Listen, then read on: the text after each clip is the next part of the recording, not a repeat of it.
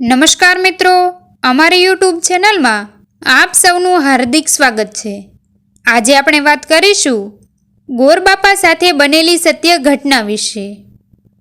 ગોરબાપા: મારો દીકરો વિજય ભણવામાં હોશિયાર છે, કોલેજમાં ભણે છે, હવે 2-3 વર્ષની જ વાર છે, એ નોકરીએ લાગી જાય એટલે અમારા ઘરની શિકલ બદલાઈ જશે।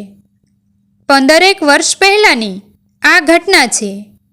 ઠીક મોટું કહી શકાય એવું ગામ, મોટાભાગના અશિક્ષિત લોકોની વચ્ચે એકમાત્ર શિક્ષિત કહી શકાય એવું બ્રાહ્મણ કુટુંબ।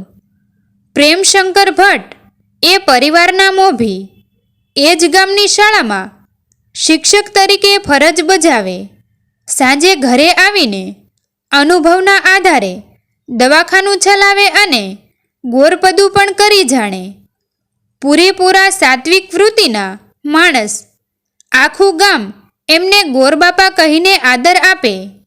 ગોરાણી પણ નમણા, ઘાટીલા, રૂપાળા અને મીઠા સ્વભાવના। મરતા માણસને મર ન કહે એવી રજૂ પ્રકૃતિના। ગોરાણીએ પહેલા ખોળે દીકરીને જન્મ આપ્યો। અત્યારે એ દીકરી 33 વર્ષની થઈ છે। જ્યારે આ ઘટના બની ત્યારે એની ઉંમર 18 વર્ષની હતી। એનું નામ ચાંદની।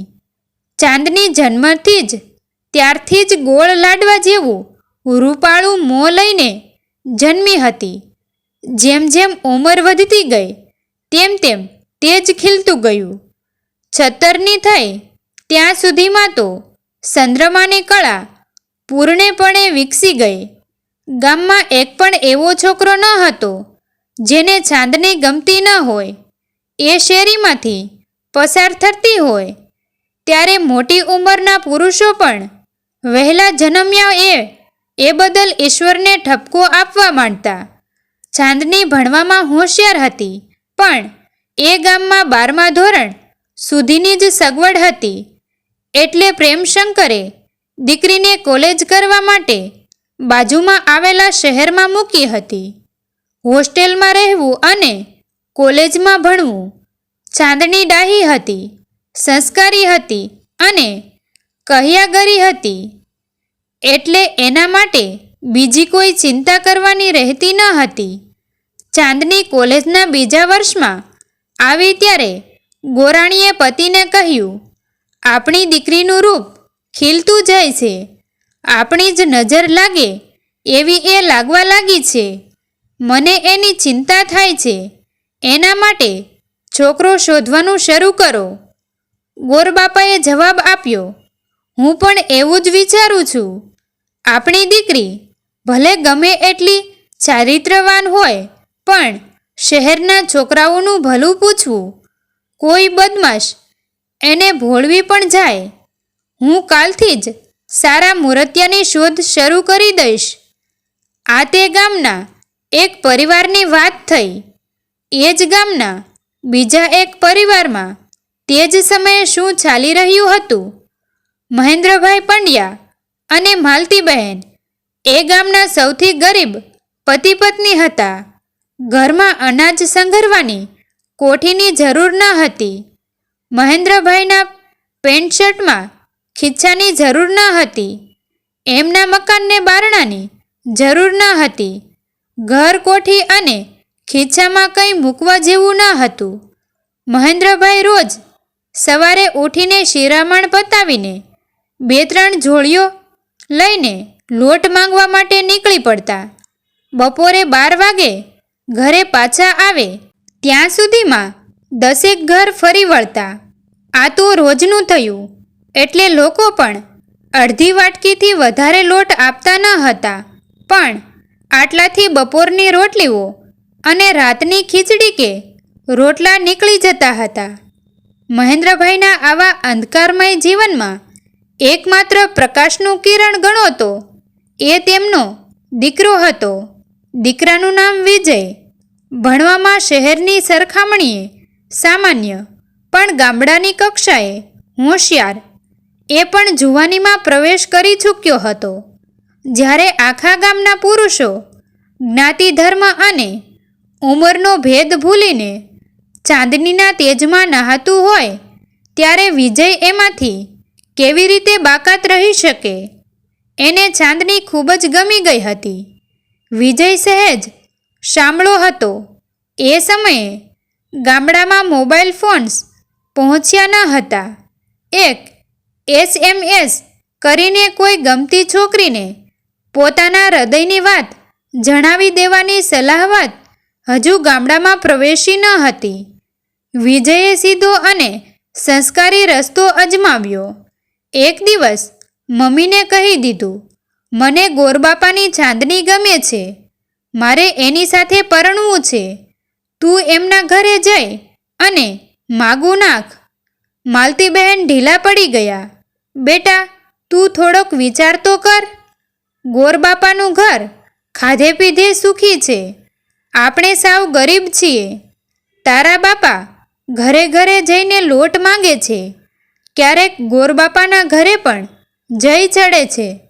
જે બાપ આપણને લોટ આપતો હોય એ ક્યારેય પોતાની દીકરી આપે ખરો?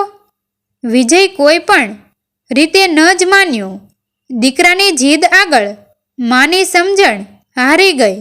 બીજા દિવસે સવારના પહોરમાં માલતીબહેન ગોરબાપાના ઘરે જઈ ચડ્યા. ચાંદની તો શહેરની હોસ્ટેલમાં હતી. માલતીબહેને દીકરા માટે ચાંદનીનો હાથ માંગ્યો. ગોરબાપા અંદરથી તો સમસમી ગયા, પણ ચહેરા પર સ્વસ્થતા જાળવીને એમણે શાલીનતાપૂર્વક જવાબ આપ્યો, માફ કરજો બહેન, તમારા ઘરની સ્થિતિ આખું ગામ જાણે છે. મારી દીકરી દુઃખમાં પડે એવું મારાથી નહીં થાય. માલતીબહેને તાર્કિક દલીલ રજૂ કરી. ગોરબાપા, આવું ન બોલો. મારો દીકરો વિજય ભણવામાં હોશિયાર છે, કોલેજમાં ભણે છે. હવે 2-3 વર્ષની જ વાર છે. એ નોકરીએ લાગી જાય એટલે અમારા ઘરની શિકલ બદલાઈ જશે. તમારી ચાંદની રોટલા વગરની નહીં રહે. ગોરબાપા હસ્યા. રોટલા વગરના તો તમે ક્યાં રહો છો, પણ એ રોટલામાં કેટલા ઘરનો લોટ હોય છે. વિજય હોશિયાર છે એ સાચું, ભવિષ્યમાં એ કમાશે એ પણ સાચું. 10 વર્ષ પછી તમારું પોતાનું ઘર હશે, સ્કૂટર હશે, સારા કપડાં લત્તા હશે અને તમારા ઘરનો જ લોટ હશે. આ બધું હું સમજી શકું છું, પણ પૂરા 10 વર્ષ સુધી તો મારી દીકરીએ દુઃખમાં વિતાવવાનો ને? તમે હૃદય પર હાથ મૂકીને કહો, ચાંદની જો તમારી દીકરી હોય તો તમે એને આવા કંગાળ ઘરમાં વરાવો ખરા? માલતીબહેન પાસે કોઈ જવાબ ન હતો. 2 આંસુ ખેરવીને એ ઊભા થઈ ગયા અને ઘરે જઈને વિજયને બધું જણાવી દીધું. જો વાત અહીં પૂરી થઈ ગઈ હોત તો સારું હતું.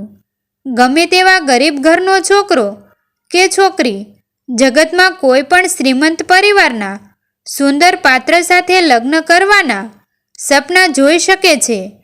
એમાં કોઈ અપરાધ જેવું નથી. પણ વિજયે ભૂલ એ કરી કે ચાંદનીને પામવાની વાત ઉપર પૂર્ણ વિરામ મુકાઈ ગયું હતું. તેને એણે અલ્પવિરામ માની લીધું. પોતાના પ્રયત્નો ચાલુ રાખ્યા. પોતાની કઝિન પાસેથી ચાંદનીની હોસ્ટેલનું સરનામું મેળવીને એક દિવસ એ ચાંદનીને મળવા માટે પહોંચી ગયો. તેણે સીધું જ શરૂ કર્યું, ચાંદની, તું મને ખૂબ ગમે છે. તારા પપ્પા ભલે ના પાડે, પણ તું હા પાડી દે ને, હું તને સારી રીતે રાખીશ. ચાંદની ભડકી ગઈ. પોતાના ગામનો એક યુવાન આ રીતે હોસ્ટેલમાં એને મળવા આવી ચડે એ વાત એને ગમી નહીં.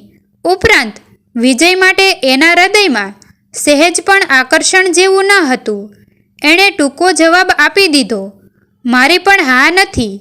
તમારે આ રીતે અહીં આવવું ન જોઈએ. ફરીવાર આવશો તો હું મળીશ નહીં.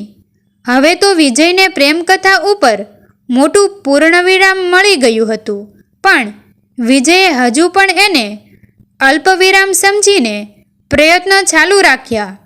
2 વર્ષ પછી ચાંદનીના લગ્ન શહેરમાં સારી સરકારી નોકરી કરતા એક સુખી ઘરના યુવાન સાથે થઈ ગયા. ગોરબાપાએ જાણી જોઈને ગામના તમામ બ્રાહ્મણોને આમંત્રણ આપ્યું, પણ પંડ્યાનું ખોરડું બાકાત રાખ્યું. ગોરબાપા નહોતા ઈચ્છતા કે વિજય માંડવાની બહાર બેસીને માંડવાની અંદર બેઠેલા વરઘોડિયાઓને જોઈને નિશાસા નાખ્યા કરે. એ પછી બીજા વર્ષે વિજય પણ પરણી ગયો. હાલમાં ચાંદની અને વિજય બંને જણા સુખી લગ્ન જીવન માણી રહ્યા છે. વિજય પણ એક શાળામાં શિક્ષક તરીકે ફરજ બજાવે છે, પણ એણે ચાંદનીનો પીછો છોડ્યો નથી. હવે એની હરકતો અપરાધની કક્ષાએ પહોંચી ગઈ છે. ક્યાંકથી ચાંદનીનો મોબાઈલ નંબર મેળવીને વિજયે ફરી પાછી એને લાલચવાની કોશિશ ચાલુ કરી દીધી છે. ચાંદનીએ એને ધૂતકારી કાઢ્યો.